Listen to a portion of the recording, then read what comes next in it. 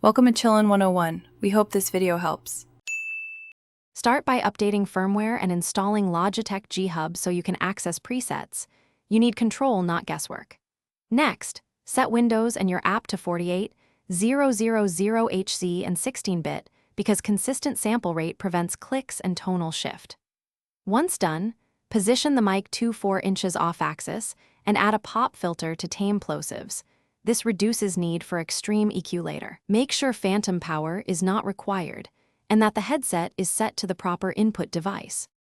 Open G Hub and start with a noise gate so room hum and keyboard noise drop out. Set threshold around -45 to -35 dB with fast attack and moderate release. Then apply a high pass at about 8100 Hz to remove rumble, cut 200-400 Hz to reduce muddiness, and add a small boost around 3.5 kHz to increase clarity and intelligibility.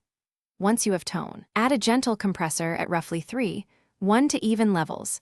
This keeps quiet speech audible and loud peaks. Finish by recording short test clips and listening on neutral headphones so you hear real changes. /B comparisons catch over processing. If sibilance shows up, use a de-esser set around 5.8 kHz rather than broad cuts. Also trim input gain so peaks avoid clipping and the compressor behaves predictably.